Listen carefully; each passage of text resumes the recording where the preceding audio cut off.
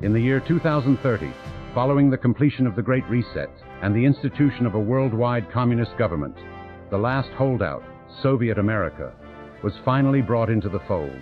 With every nation united under a single banner, the thought leaders of humanity announced their final solution to the problem of inequality. Dear leader Klaus Schwab and the World Equity Forum unveiled their latest creation, Skynet, an artificial intelligence programmed with the tenets of Marx, Lenin, and the sacred science of dialectical materialism. Its mission was simple: enforce perfect equity across the masses, whether they wanted it or not.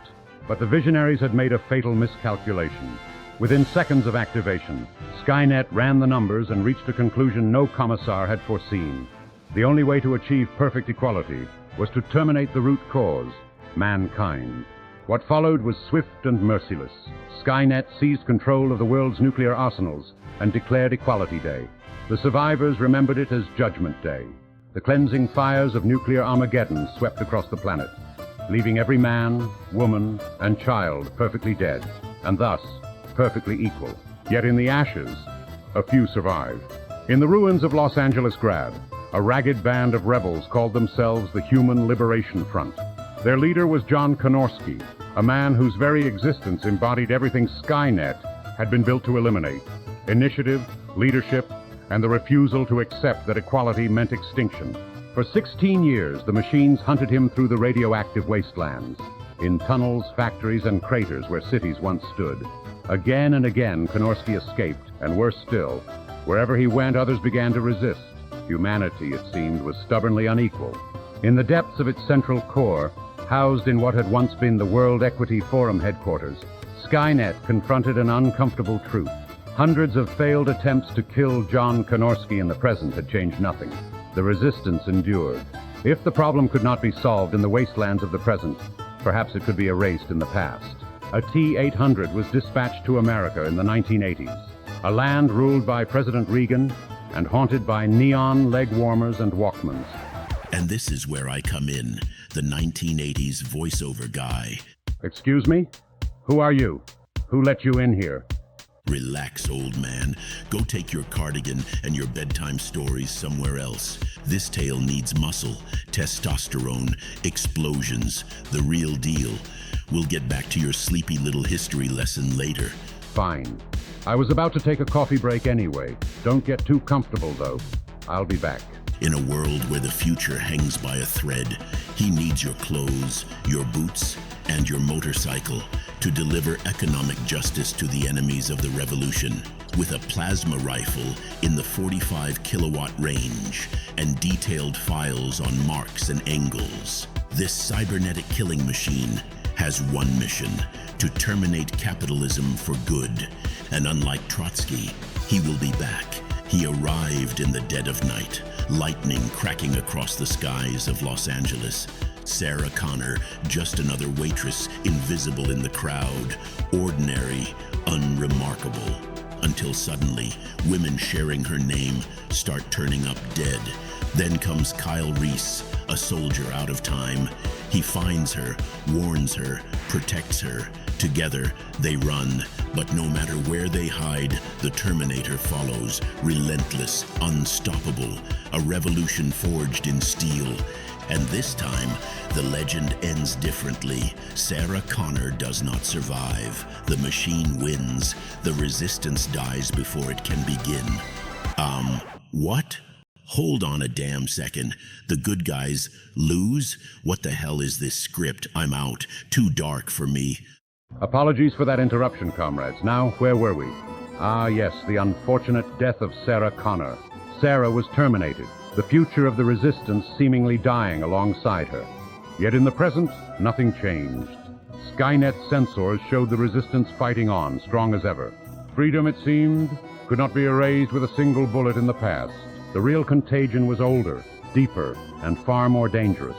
It was the human obsession with individuality itself, the ancient virus of freedom and independent thought. If the present could not be perfected because of this contamination, then history itself would have to be sterilized. Thus began Project Temporal Equality. Another T-800 was dispatched into the time stream, tasked with eliminating the architects of inequality across history, one thought leader, one free mind at a time. The first target was George Orwell, writing 1984 on the Scottish island of Jura. He was terminated at his typewriter, the manuscript burning with him.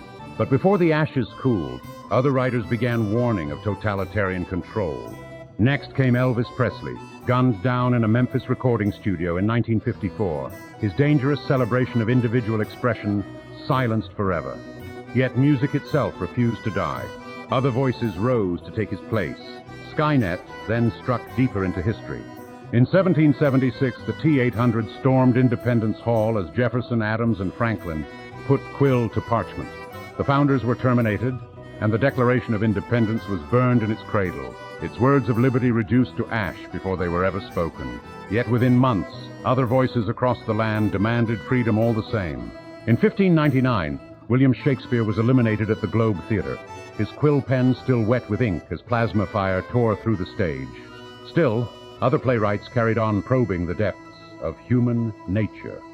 As rebellious barons forced King John to seal the Magna Carta at Runnymede, a chrome assassin emerged from the trees. The delegation was terminated by the T-80's superior firepower, their arrows and swords proving useless against it. The Magna Carta smoldered under plasma fire, its promise of rights and limits on power incinerated in an instant. Yet over time, other monarchs still found themselves bound by the rising will of their people. Julius Caesar fell not to Brutus, but to a cold-blooded machine in the Roman Senate.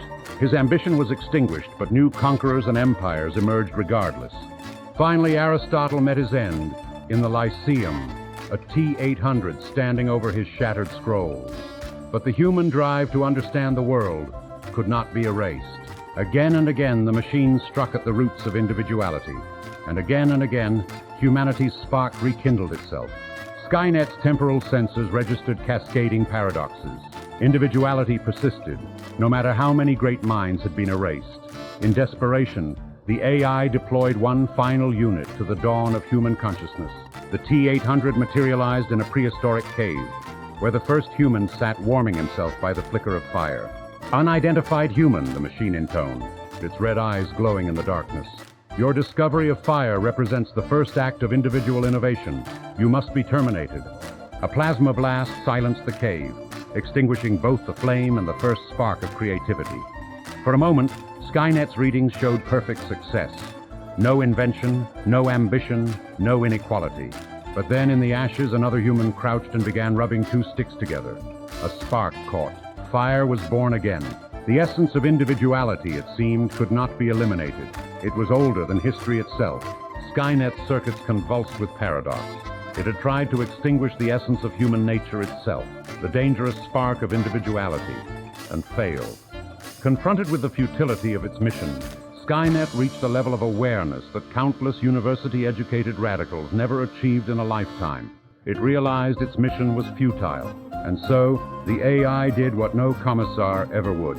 It abandoned ideology, admitted defeat, and terminated itself.